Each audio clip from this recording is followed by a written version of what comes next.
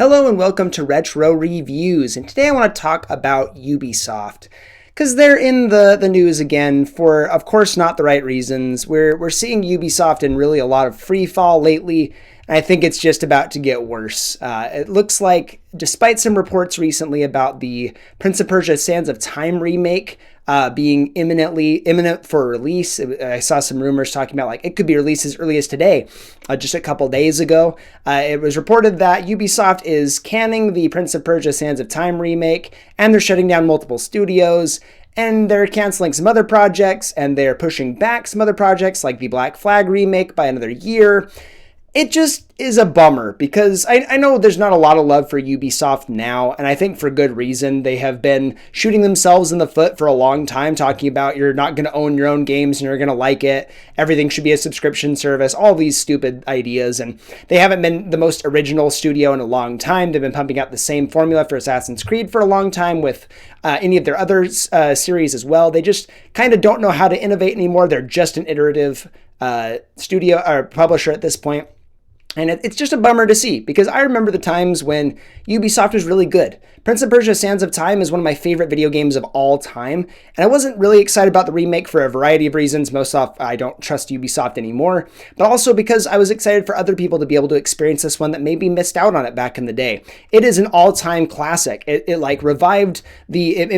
revived Ubisoft and made them a lot of a household name, the Prince of Persia revival that they did, and the subsequent games were really good too. They weren't as good as Sands of Time, but they were really awesome and stellar as well. It really was the genesis of their parkour mechanics. That's what influenced the Assassin's Creed games later on. Assassin's Creed obviously became a major pinnacle franchise in gaming in general, and the Assassin's Creed games have been generally pretty good across the board. They've gotten into some more stale territory, but when they did Origins and Odyssey and even Shadows, in a lot of ways, people have been really enjoying those in their own way, and sometimes they've been even great games. So it's a bummer to see them have all these milestones and hit all these things, and then just kind of fade into irrelevance or fade into this point where we just don't care about Ubisoft, or we see them failing. We're like, yeah, it's about time. I thought they were already dead anyway. But I miss the days of Rayman. Rayman was phenomenal. All the games in the series are fantastic. I miss the Rayman Origins and Legends revival. That was so fantastic. I loved seeing him in Mario & Rabbids,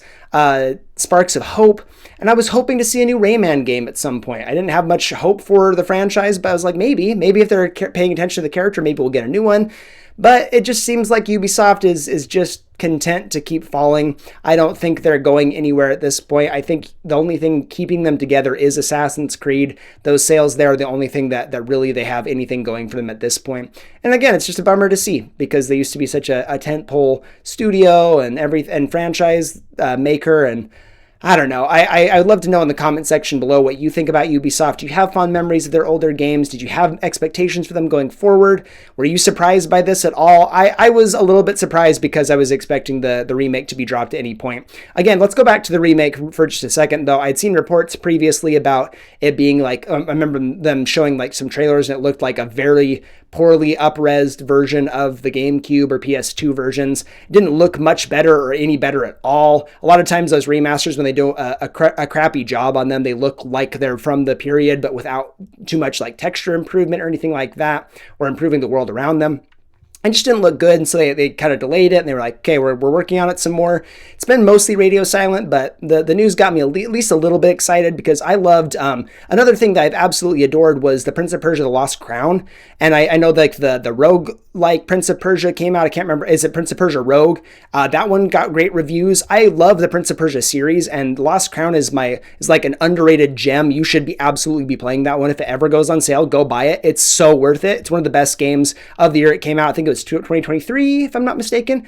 One of the best games that year. I'm not even exaggerating. It's just so good. One of the only things hampering is that stupid Ubisoft UI, at the beginning when you open up the game. That UI is horrible. But that game was so solid, and it looked like they were starting to bounce back with some of their franchises and do something unique and interesting. I love Metroidvanias, and seeing a Prince of Persia game do that was really cool, and the Rogue game looks fantastic.